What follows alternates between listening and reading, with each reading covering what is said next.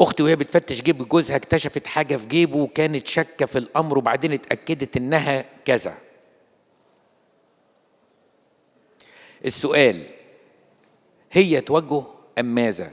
على فكره هو انسان محترم جدا ومواظب كمان على القداسات، ازاي يعمل كده؟ وهي تواجهه ولا ما تواجهوش؟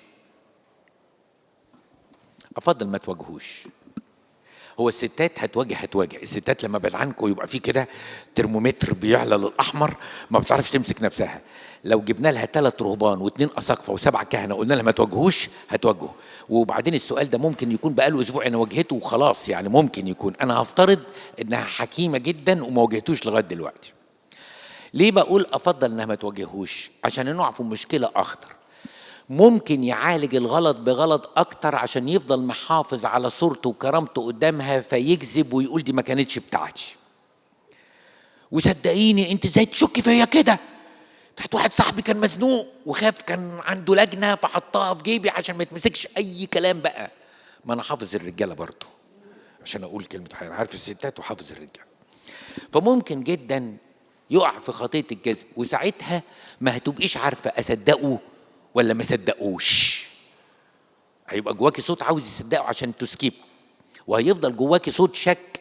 هو بقى حريص وممكن يكون بيعمل كده بره وما بيعملش كده قدامي او ما بيجيبش الحاجات دي البيت انيمور ممكن.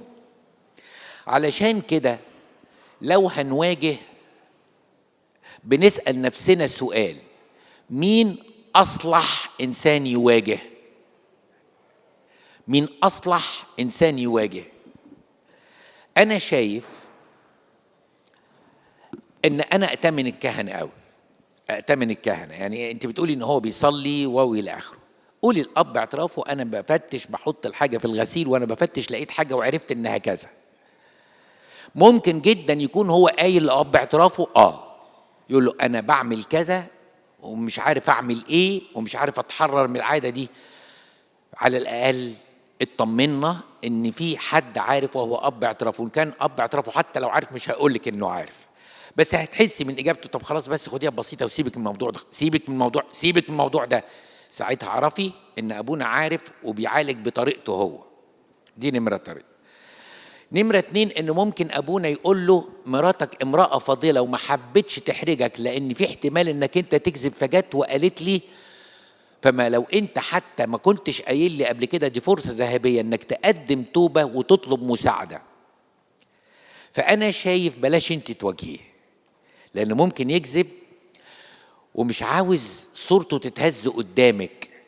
في ستات كتيرة قوي بتغمض عينيها بحكمة علشان ما تصغرش جوزها قدام عينيها، لأنها لو صغرته معرفش رد فعله هيبقى شكله إيه بعد كده، معرفش.